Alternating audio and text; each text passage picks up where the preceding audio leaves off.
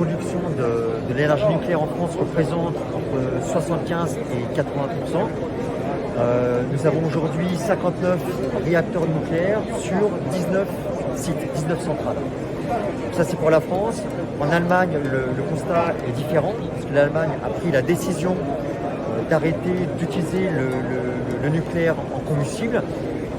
Par contre, donc, ils ont dû réétablir, redémarrer des centrales à charbon et importer de l'électricité française, de l'électricité qui vient du nucléaire.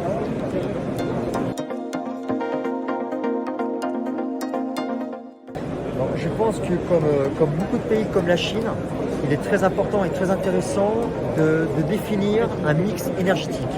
Parce qu'il n'y a pas une solution donnée. Le nucléaire n'est pas une solution à un problème donné, l'éolien non plus, le solaire non plus, le biomasse non plus. Il faut un mix énergétique. Des pays comme la Chine ont décidé de travailler sur du nucléaire, de l'éolien, du solaire, donc sur un mix pour pouvoir répondre à l'augmentation d'une demande de l'électricité. Donc je pense que l'électricité qui provient du nucléaire est une réponse, mais elle doit être associée à un mix énergétique comme le renouvelable, l'éolien par exemple.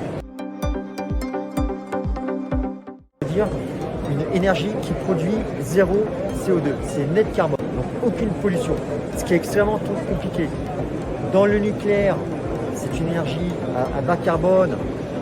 Il y a le traitement des déchets, donc bien sûr ça ouvre à des débats, mais en même temps le renouvelable, on est dans une autre situation, parce que pour pouvoir recycler les pales d'éoliennes, on est encore dans des projets d'innovation, mais on n'est pas encore sur des projets industrialisés, donc on brûle les pales, ce qui n'est pas écologique, donc c'est pour ça on peut débattre, il n'y a pas de solution unique, mais quoi qu'il en soit, une énergie à bas carbone, c'est zéro émission de CO2.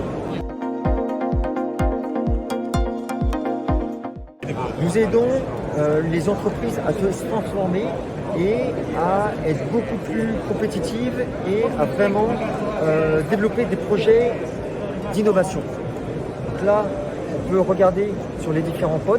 Ouais. On peut y aller? Ouais, on y va. Pour être pragmatique, donc en termes de transformation numérique, comment nous allons aider nos clients? Donc, si on se déplace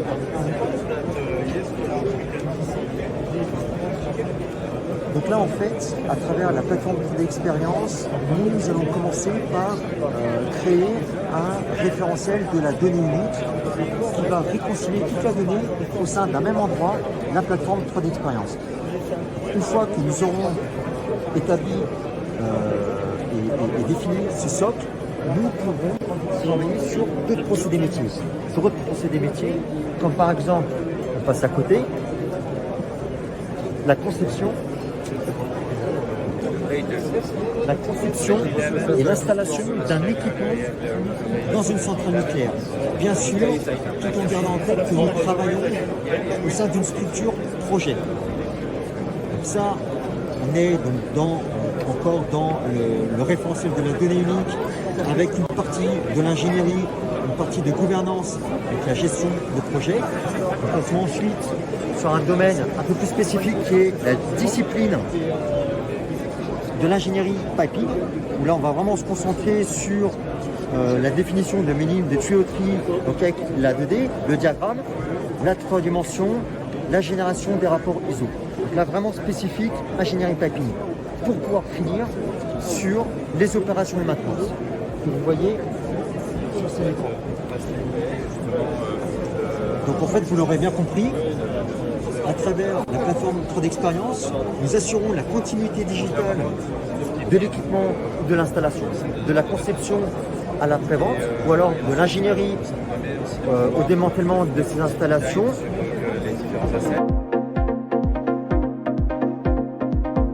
Aujourd'hui, on parle énormément de technologies, de différents types de technologies nucléaires. On parle essentiellement de l'EPR, on parle du Roland One, on parle de l'EPR2, nouvelle technologie, nouvel type de réacteur nucléaire français, et on parle bien évidemment des SMR, des réacteurs modulaires, Small Modular Reactor.